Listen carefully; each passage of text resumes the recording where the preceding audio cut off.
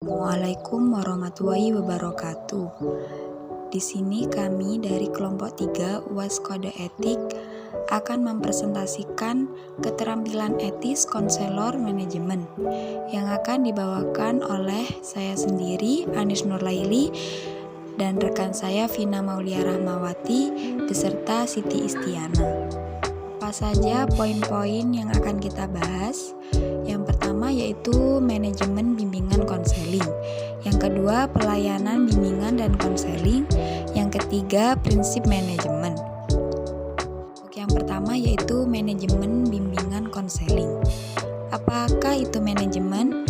Manajemen secara etimologi berasal dari kata bahasa Inggris, yaitu kata kerja to manage yang berarti mengatur, sinonimnya antara lain to hand atau mengurus, to control memeriksa, to guide memimpin. Dengan demikian, secara bahasa manajemen berarti pengurusan, pengendalian, dan pemimpin.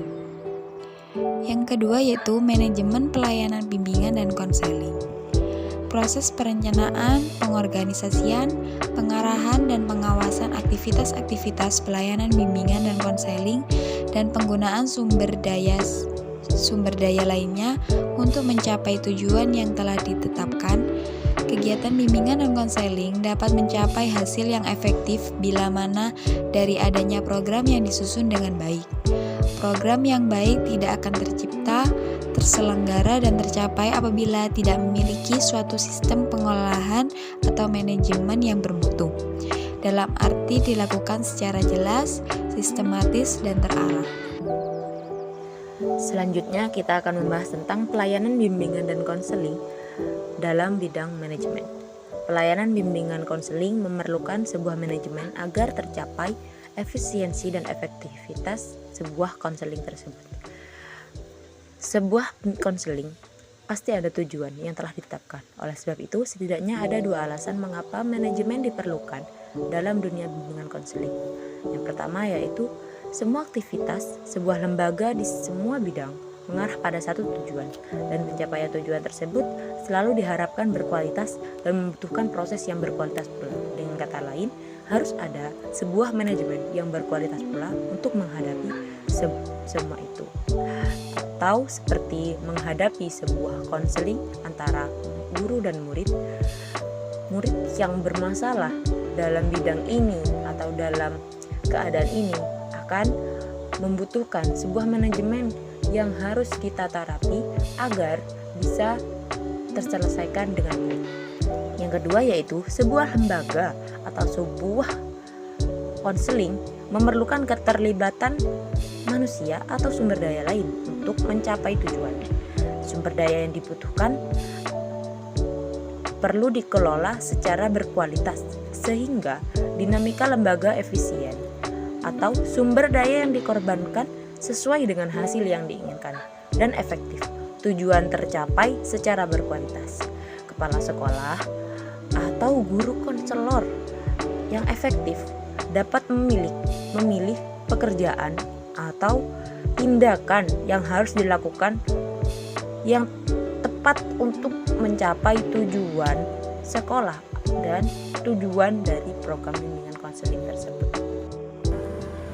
Agar dalam pelaksanaan program bimbingan dan konseling di sekolah berjalan efektif dan efisien, diperlukan prinsip manajemen sebagai berikut. Yang pertama yaitu perencanaan.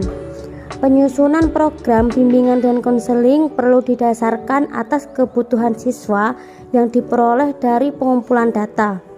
Hal ini dikemukakan oleh Nana Saudi Sukmadinata yang mengatakan sebagai berikut. Penyusunan program bimbingan dan konseling perlu didasarkan atas kebutuhan-kebutuhan nyata di lapangan. Untuk mengidentifikasi lapangan, kebutuhan-kebutuhan tersebut perlu diadakan pengumpulan data, baik data primer yang diperoleh langsung dari siswa, orang tua, dan guru, maupun data-data sekunder dari dokumen-dokumen yang ada di sekolah. Dan yang kedua yaitu pengorganisasian. Kegiatan administratif manajemen bimbingan dan konseling tidak berakhir setelah perencanaan tersusun. Kegiatan selanjutnya adalah melaksanakan perencanaan tersebut secara operasional. Dan yang ketiga yaitu pelaksanaan. Tugas pokok tenaga konseling adalah melaksanakan pelayanan bimbingan dan konseling yang mendukung terlaksananya fungsi-fungsi bimbingan dan konseling. Secara garis besar, tugas tersebut dapat dikelompokkan ke dalam 4 kategori kegiatan pelayanan sebagai berikut. Yang pertama, kegiatan yang mendukung fungsi pengamanan, pencegahan, pengentasan.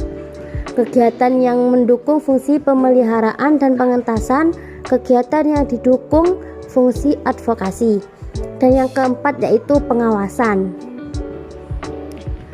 Pengawasan adalah penemuan dan penerapan cara dan peralatan untuk menjamin bahwa rencana telah dilaksanakan sesuai dengan yang telah ditetapkan. Dan yang terakhir yaitu evaluasi. Evaluasi merupakan suatu proses sistematis dalam mengumpulkan, menganalisis, dan menginterpretasikan informasi untuk mengetahui tingkat keberhasilan suatu program dengan kriteria tertentu untuk keperluan pembuatan keputusan.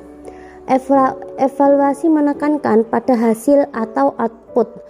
Konsekuensinya, evaluasi baru dapat dilakukan jika suatu program sudah berjalan satu periode sesuai dengan tahapan sasaran yang dirancang. Cukup sekian dari kami, semoga bermanfaat dan mohon maaf apabila banyak kesalahan. Wabillahi taufiq wal hidayah. Assalamualaikum warahmatullahi wabarakatuh.